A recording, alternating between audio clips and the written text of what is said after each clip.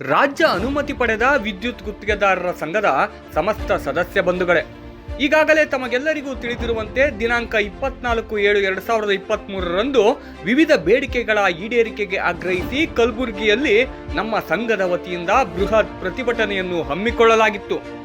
ಸಾವಿರಾರು ಸಂಖ್ಯೆಯಲ್ಲಿ ನಮ್ಮ ಸದಸ್ಯರು ಪ್ರತಿಭಟನೆಯಲ್ಲಿ ಪಾಲ್ಗೊಂಡರು.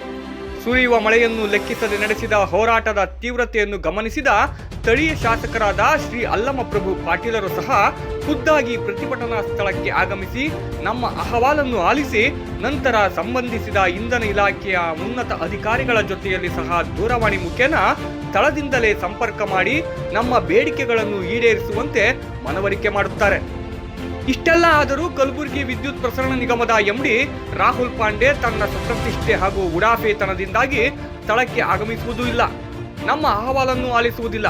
ಆದರೂ ರಾಜ್ಯಾಧ್ಯಕ್ಷರಾದ ಶ್ರೀ ಆರ್ ರಮೇಶ್ ರವರ ನೇತೃತ್ವದಲ್ಲಿ ಪಟ್ಟು ಬಿಡದೆ ಹೋರಾಟ ಮುಂದುವರಿಸಿ ಎಂಡಿ ಕಚೇರಿಯ ಮುಂದೆಯೇ ಸಂಜೆಯ ತನಕವೂ ಮಳೆಯಲ್ಲಿಯೇ ಕುಳಿತು ಹೋರಾಟ ನಡೆಸಿದ ನಂತರ ಪ್ರತಿಭಟನೆಗೆ ಮಣಿದು ನಮ್ಮ ಬೇಡಿಕೆಗಳನ್ನು ಈಡೇರಿಸಲು ಒಪ್ಪಿ ನಿಗಮದ ಜೆಸ್ಕಾಂನ ತಾಂತ್ರಿಕ ನಿರ್ದೇಶಕರು ಹಾಗೂ ಮುಖ್ಯ ಇಂಜಿನಿಯರ್ ಅಂದೇ ಸಂಜೆಯೇ ಸರ್ಕಾರಿ ಆದೇಶವನ್ನು ಹೊರಡಿಸಿ ನಮಗೆ ಹಾಗೂ ಕಲಬುರಗಿ ವಿಭಾಗದ ಗ್ರಾಹಕರಿಗೆ ಆಗುತ್ತಿರುವ ಸಮಸ್ಯೆಯನ್ನು ಬಗೆಹರಿಸುವ ಕೆಲಸವನ್ನು ಮಾಡುತ್ತಾರೆ.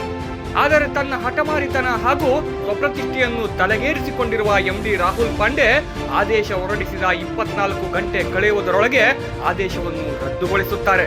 ಹಾಗಾಗಿ ಎಂಡಿಯ ಈ ನಡೆಯಿಂದಾಗಿ ಕಲಬುರಗಿ ವಿಭಾಗದ ಸಮಸ್ತ ಗ್ರಾಹಕರಿಗೆ ಹಾಗೂ ನಮ್ಮ ವೃತ್ತಿ ಬಾಂಧವರಿಗೆ ಸಾಕಷ್ಟು ಸಮಸ್ಯೆಯುಂಟಾಗಿದ್ದು, ಎಂಡಿ ರಾಹುಲ್ ಪಾಂಡೆ ನಡೆಯ ವಿರುದ್ಧ ನಿನ್ನೆಯಿಂದ ನಮ್ಮ ಸದಸ್ಯರುಗಳು ಕಲಬುರಗಿ ವಿಭಾಗದ ಎಲ್ಲಾ ಕಡೆಗಳಲ್ಲಿ ಅವಿರತವಾಗಿ ತಮ್ಮ ಹೋರಾಟವನ್ನು ನಡೆಸುತ್ತಿದ್ದು, ನಮ್ಮ ಬೇಡಿಕೆಗಳನ್ನು ಈಡೇರಿಸುವ ತನಕ ಈ ಹೋರಾಟವನ್ನು ಮುಂದುವರಿಸಲು ನಿರ್ಧರಿಸಿದ್ದು ತಮ್ಮೆಲ್ಲರ ಬೆಂಬಲವು ಅಗತ್ಯವಾಗಿದೆ.